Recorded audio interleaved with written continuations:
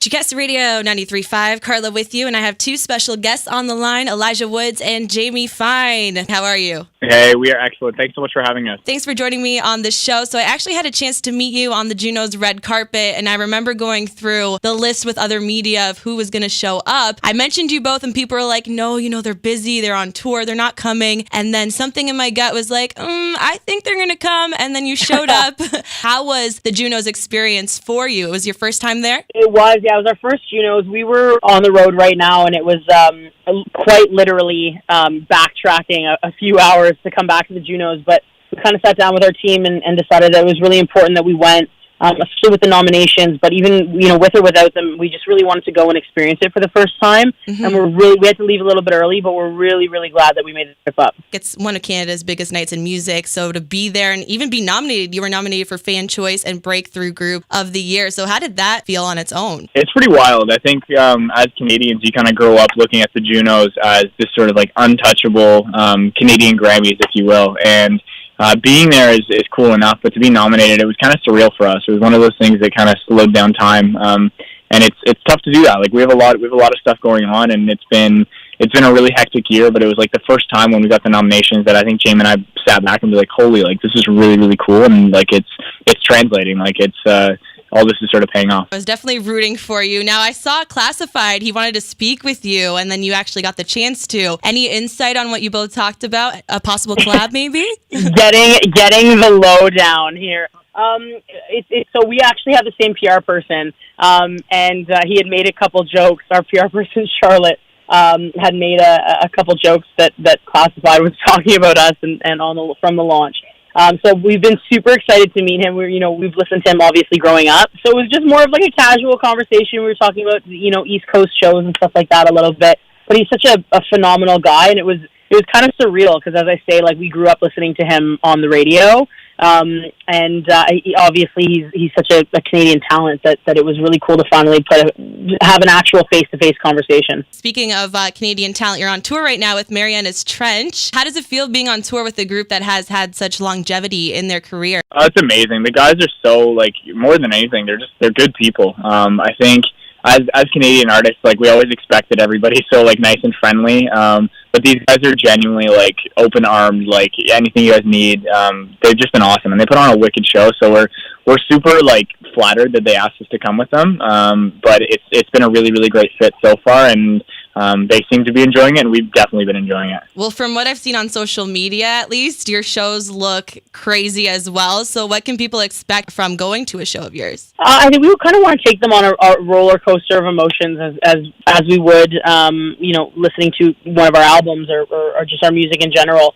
We like putting on a little bit of a rock show and then slowing it down with a ballad and making people kind of feel, sad for a second, but then hyping it right back up with something like Ain't Easy, where we get everyone on their feet and dancing.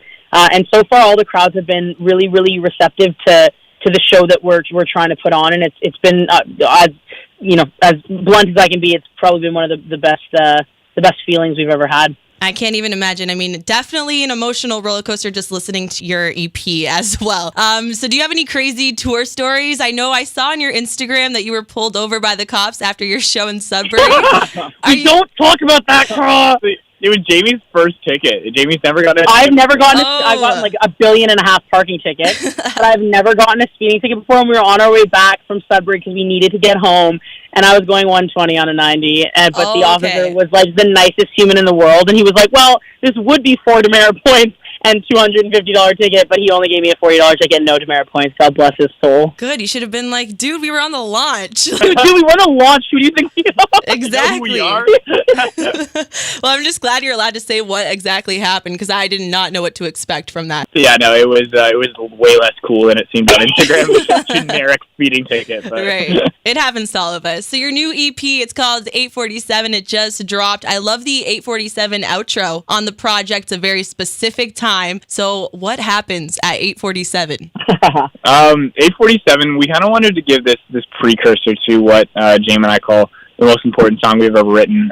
It's called 848, and it's just we wanted to like create an emotional landscape for people to sort of like land on, moving away from Ain't Easy into sort of like more emotional stuff and more like authentic to sort of who Jamie and I are. we wanted to really like open the door and like let people into that before we kind of blow the door wide open with 848. So 847 is literally a precursor to that. Okay, cool. One thing I really like about you both from even seeing your episode on the launch is that I find you both knew who you were as artists going into it. So you definitely made like that single Ain't Easy your own. What's your writing process like when you are trying to figure out where to go with a certain single? Yeah, I think it's just the most organic process, especially when we're doing it together. But even, collaborating with other artists and other writers, it's just the most raw, unfiltered process. And that's what we try to do is create music that is raw and unfiltered. And, I've said it a few times in the past few weeks that, like, I've just noticed more and more that people are really receptive to, like,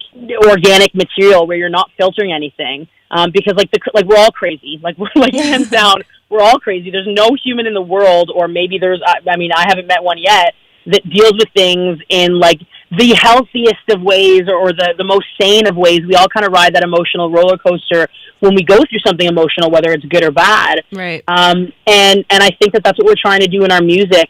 And what people are picking up on is that if I say something crazy in a song, I don't have to be insecure about it because I know that that's relating to virtually everybody else. Yeah, at the end of the day, everybody's going to be able to relate to it to some extent.